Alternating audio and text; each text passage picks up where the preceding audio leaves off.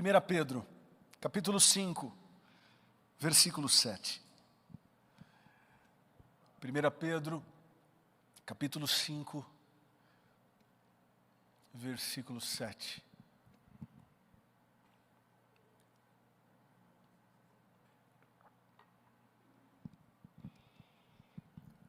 Primeira Pedro, capítulo 5, versículo 7.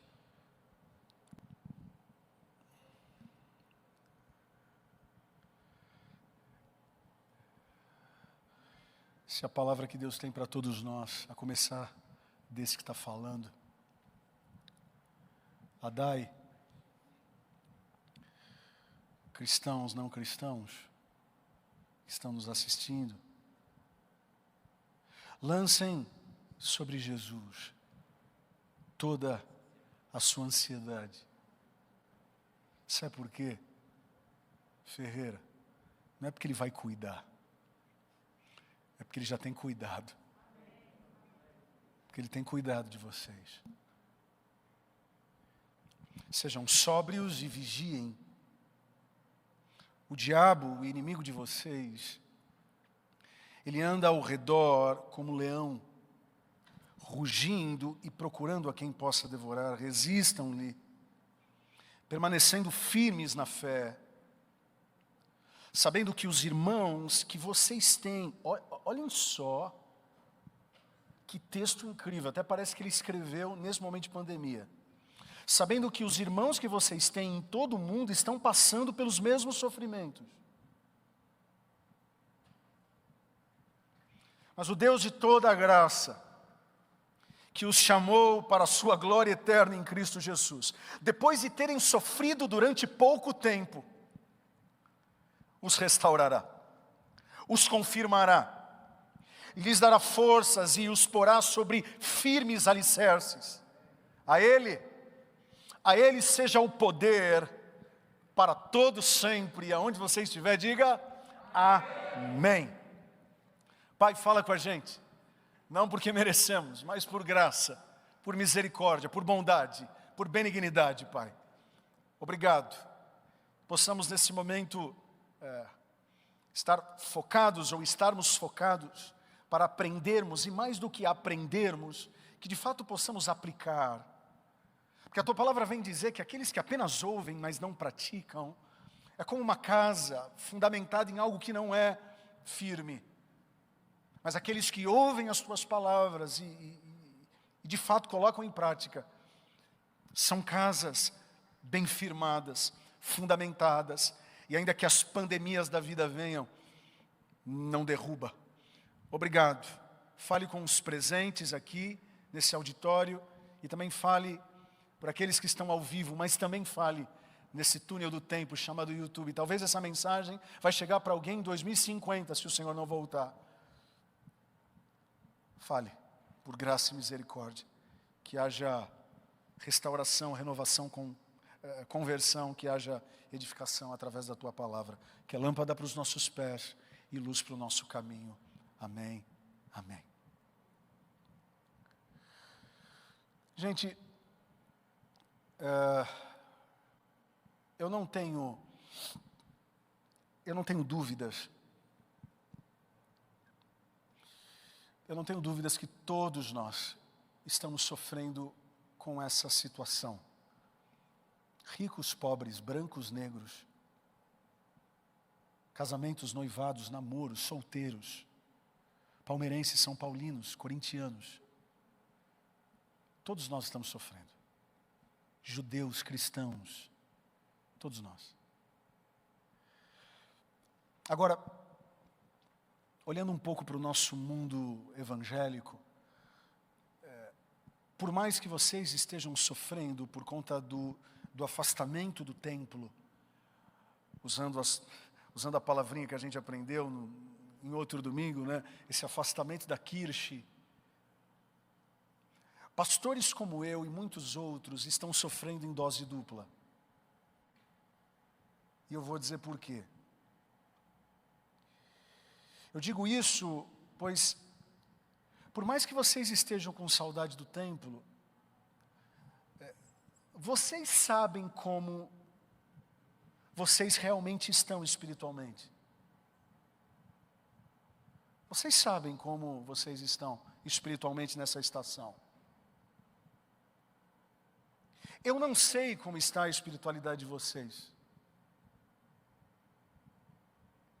Eu não sei se vocês estão gostando dos cultos online. Por mais que a gente faça pesquisa, talvez você pode ser até bonzinho com a gente. Eu não sei se vocês de fato têm aprendido com a mesma eficácia de quando vocês estavam aqui. Eu parto do princípio que vocês aprendiam aqui. Eu não sei se vocês estão levando a sério esse negócio de se conectar lá, aí no YouTube. Talvez vocês entram, saem, dependendo da cor da roupa, vocês saem, sabe esse tipo de coisa? Dependendo da música, o cantor não está legal hoje, o pregador não está bem.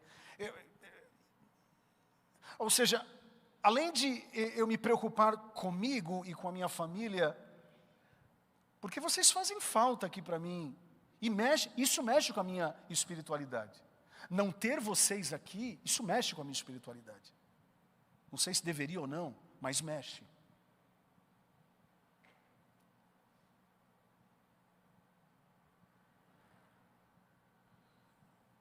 Agora, eu não sei como vocês estão.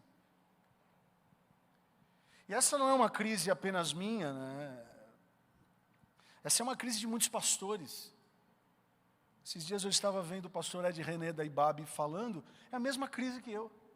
Você pega o pastor da Hilson, é a mesma crise. Como que está o nosso povo? Será que eles estão mais crentes? Será que eles estão menos crentes?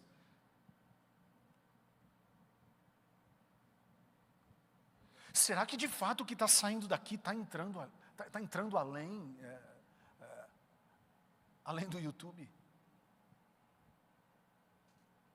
Agora, quando eu percebo essa crise em mim, e percebo essa crise entre pastores, amigos de outras denominações, eu percebo também que esse sentimento não é exclusivo nosso, do nosso tempo, da nossa geração, não.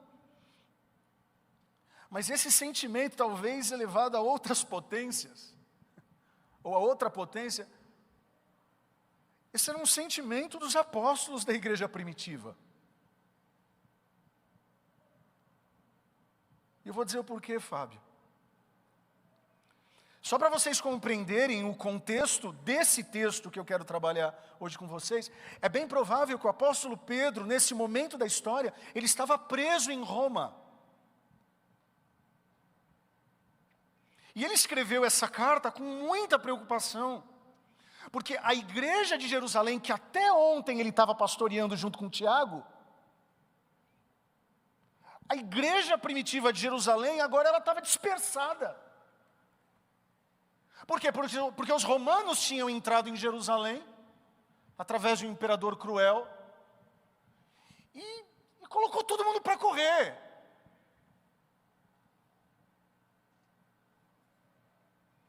Os anos vão se passando, então Pedro, óbvio, ele sabe que agora os cristãos estão cada um no seu bairro, cada um na sua casa, mas em outros países, o que a gente conhece na história como diáspora. É a saída dos judeus de Jerusalém para algum lugar do mundo. É aí que começa o conceito de que em todo lugar do mundo tem um judeu.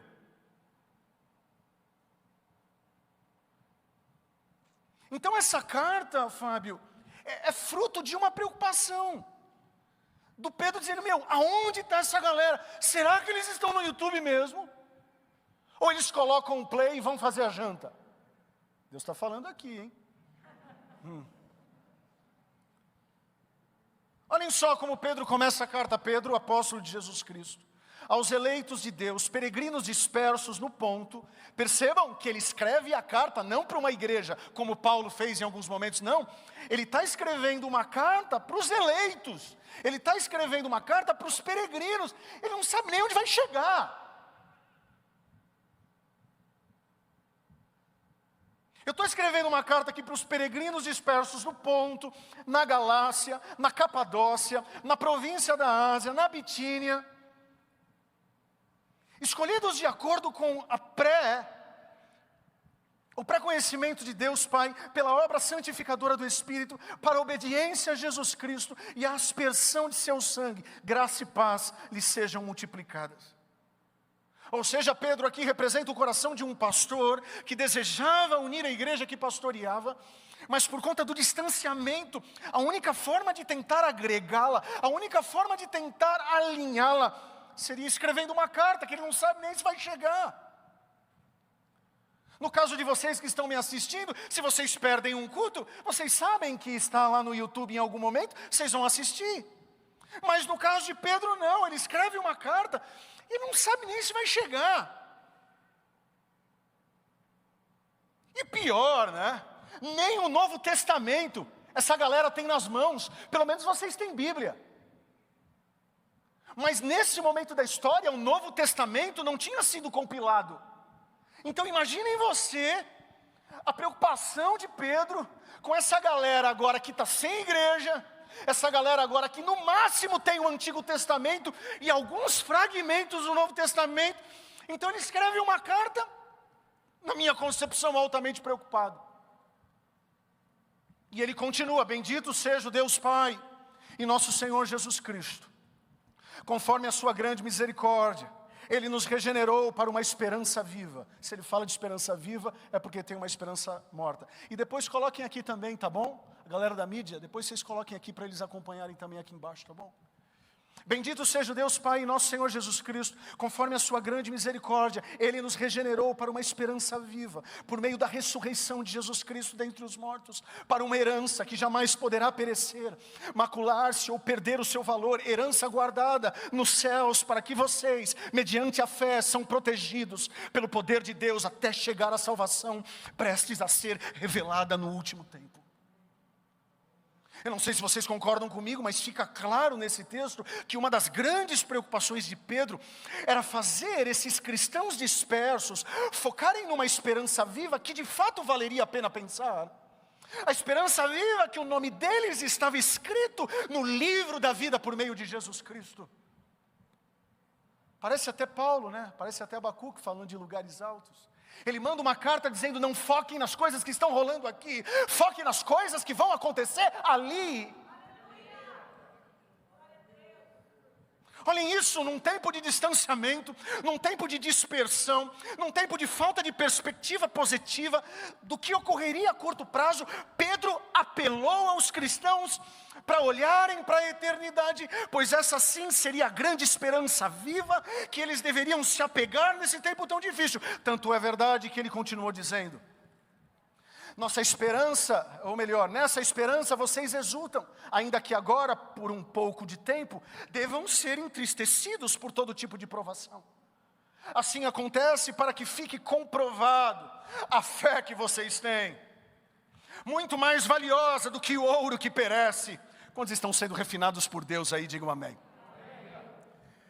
Por todo tipo de provação, assim acontece para que fique comprovado a fé que vocês têm, muito mais valiosa do que o ouro que perece, mesmo que refinado pelo fogo e genuína, e resultará em louvor, glória e honra quando Jesus Cristo for revelado.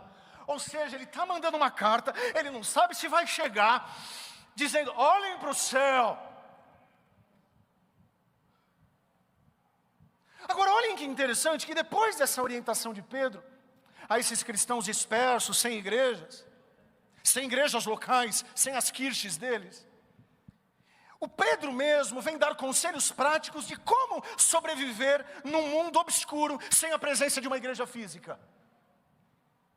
1 Pedro capítulo 12, versículo 14, até o versículo 12 ao 14. 1 Pedro capítulo 4, versículo 12 ao 14, olhem só: amados, não se surpreendam com o fogo que surge entre vocês para os provar, como se algo estranho lhes estivesse acontecendo. É algo estranho que está acontecendo com a gente, sim ou não? Mas alegrem-se à medida que participam dos sofrimentos de Cristo, para que também, quando a sua glória for revelada, vocês exultem com grande alegria.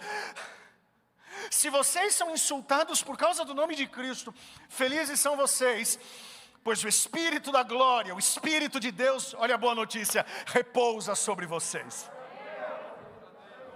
Olhem só que doido! Pedro estava dizendo para esses cristãos dispersos, que por mais que eles estivessem impossibilitados de frequentar uma igreja física, a presença de Cristo dentro deles, faria deles a eclésia mais poderosa contra as portas do inferno. E aí ele continua dizendo, levantem as mãos por favor, você que está na tua casa, você que ligou o YouTube e ainda está no sofá, levante suas mãos. Vocês são geração eleita, sacerdócio real, nação santa, povo exclusivo de Deus, para anunciar as grandezas daquele que os chamou, das trevas para a sua maravilhosa luz. Antes vocês nem sequer eram povo, mas agora são povo de Deus. Não haviam recebido misericórdia, mas agora receberam. Amados, insisto que como estrangeiros e peregrinos no mundo, vocês se abstenham dos desejos carnais que guerreiam contra a alma. Vivam entre, já que está no meio dos pagãos ou dos pagãos, então olhem só, vivam entre os pagãos de maneira exemplar, para que naquilo em que eles os acusam de praticarem o mal, observem as boas obras que vocês praticam e glorifiquem a Deus no dia da sua intervenção. Acho que vale uma salva de palmas. Esse texto foi escrito para quem estava sem igreja. Vocês são geração eleita. Vocês podem não ter um teto, mas tem um Deus que vive dentro de vocês.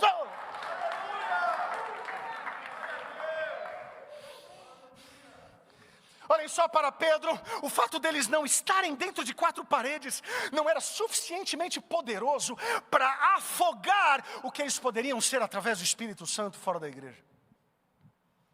E o fato deles estarem dispersos como peregrinos não era um problema. É o outro cara que também vê a vida sempre com o copo meio cheio. É outro Paulo, né? Se Pedro e Paulo tivessem nesse tempo de pandemia, sabe o que eles falariam? Que oportunidade. Porque ele vem dizer assim, o Pedro, olhem só. Ei, o fato de vocês não estarem dentro da igreja está fazendo com que vocês fiquem no meio dos pagãos. É a oportunidade para vocês evangelizarem. E cá entre nós, não é isso que está acontecendo? Quantos aqui enviaram um link do culto muito mais agora do que antes? Porque agora, vocês estão em casa, do lado daquele que talvez, o que eu tenho recebido de testemunho, de esposa, que está colocando esposa, senta, vai ouvir esse meu pastor, vai. Mas eu não quero ver se vai ouvir. Você não ia para a igreja, Deus mandou a pandemia, estou brincando, tá? Para agora a igreja vir aqui. Agora a pergunta que eu faço, e quando tudo voltar, a tua casa vai deixar de ser igreja?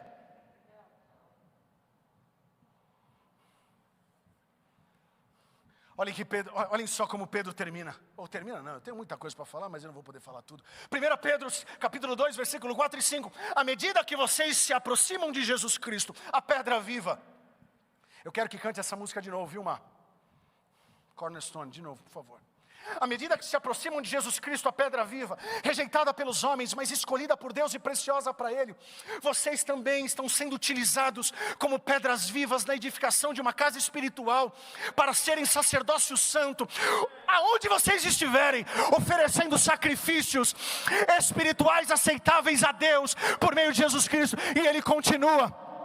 Capítulo 5, versículo 9, permaneçam firmes na fé, sabendo que os irmãos que vocês têm em todo o mundo estão passando pelos mesmos sofrimentos. O Deus de toda, levanta a tua mão de novo por favor, o Deus de toda a graça, que os chamou para a sua glória eterna em Cristo Jesus, depois de terem sofrido durante pouco tempo, os restaurará, os confirmará, lhes dará forças e porá sobre firmes alicerces.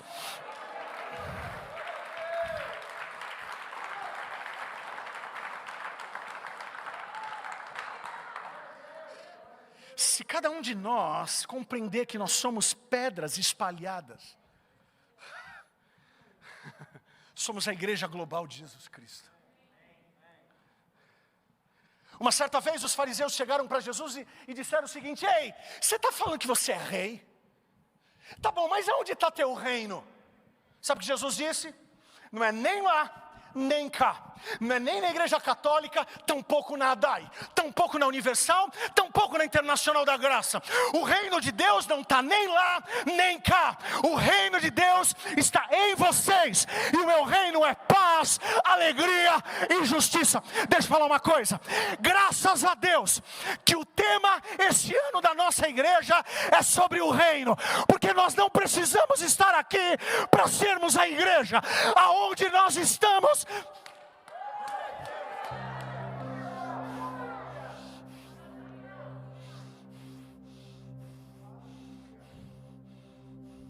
Termino esse sermão dizendo que de fato está difícil. Está difícil, e digo isso do fundo do meu coração. Talvez vocês me venham aí sempre tendo que dar uma palavra de liderança, uma palavra como pastor, uma palavra dizendo, não, ok, estamos bem. Eu tenho que fazer isso porque é a minha função. E o mínimo que vocês esperam de mim é sempre uma palavra para, vamos para cima. Isso faz parte da liderança. Isso faz parte da liderança. Eu não posso ter cabeça de ovelha. Eu tenho que ter cabeça de pastor. Porque a ovelha, ela tem... não, estou dizendo... Não, pastor não, vamos embora. Let's go, bora, foi. Não, mas vale não. Vale sim. São nos côvados de um vale que existem as relvas mais cheias de vitamina. Então é no vale. Mas ainda que a gente ande pelo vale da sombra da morte,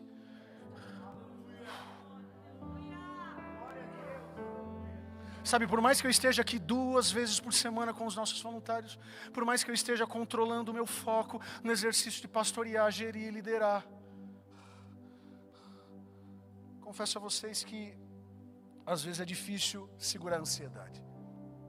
E olha que quem me conhece sabe que eu não sou uma pessoa ansiosa. Eu tenho outros defeitos, mas a ansiedade é um problema que eu não tenho. Eu não sou uma pessoa ansiosa, eu não me considero pelo menos uma pessoa ansiosa até hoje. Talvez já fui, mas hoje eu não sou. Tenho outros pecados, tenho outros defeitos. Mas ansioso mas mesmo assim, sem me achar como ansioso, é difícil. E aí eu fiquei me perguntando, Ferreira, se eu tenho ansiedade de voltar com a igreja, eu fico imaginando Pedro escrevendo uma carta para pessoas que ele não sabe nem se vai chegar. Eu falava, como que esse cara conseguia controlar o foco dele?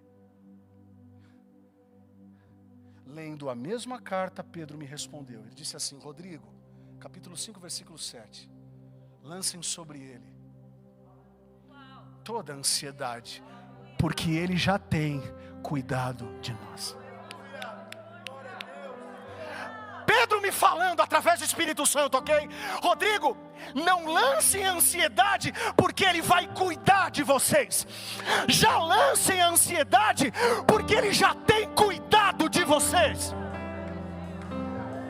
Ele tem cuidado da DAI, ele tem cuidado da escola bíblica, ele tem cuidado da rede ministerial, ele tem cuidado do ADAI College, ele tem cuidado dos grupos de conexão, ele tem cuidado da igreja.